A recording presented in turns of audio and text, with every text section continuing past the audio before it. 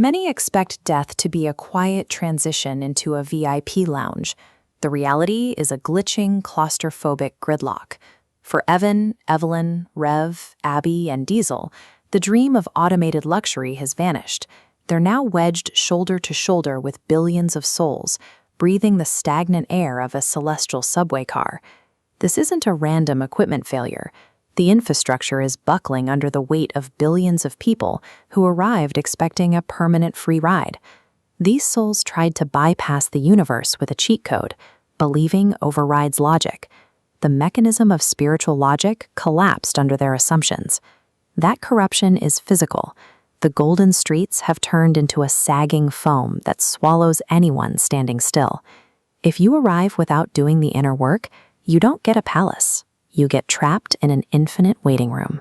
Those who manage to move find the pearl gates have been replaced by a row of high-security HOA turnstiles designed to audit incoming soul data.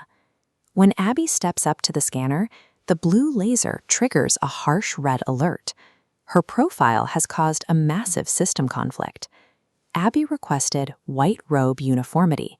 She followed a script that said her unique thoughts and personality were flaws to be erased, rather than tools to be honed.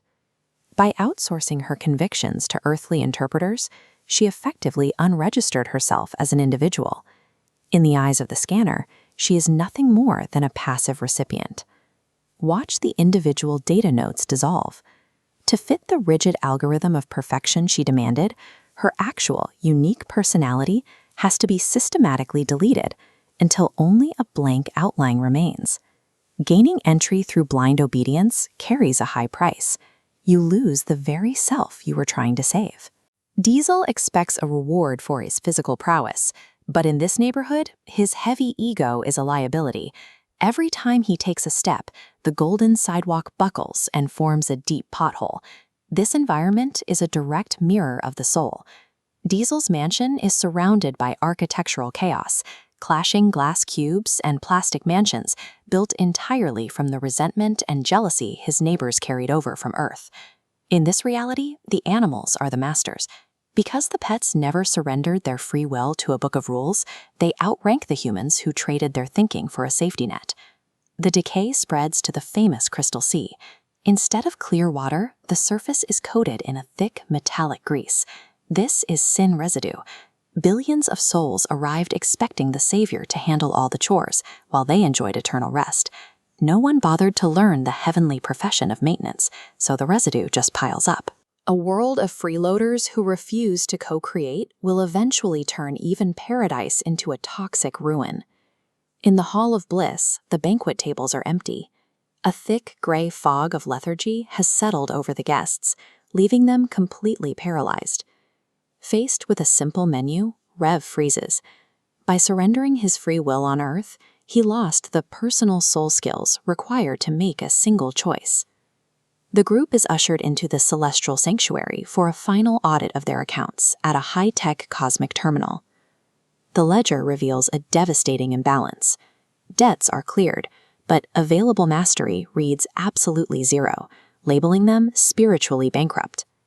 Look at the Savior, scrubbing the sea because no one else works. Creation requires active executive directors, not a passive fan club. Escaping the pain of Earth without building inner mastery creates a prison of frozen perfection. It renders the soul useless to the universe. Trapped in a 1,000-year waiting list, the 5 teens find a single hidden exit, the re-entry lottery terminal. To fix their bankrupt accounts, they have to dive back into the very noise, distraction, and struggle they tried to flee. They grab the lever and pull. The sanctuary shatters as they plunge back into the dense human simulation. Earth serves as a high-pressure laboratory, a soul school where the friction of daily life forges the spiritual muscles these souls are missing. Your daily struggles and difficult choices are not obstacles.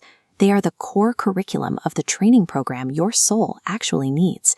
You can build your spiritual skills right now in the middle of the chaos, or risk spending eternity as a freeloader in the universe's waiting room.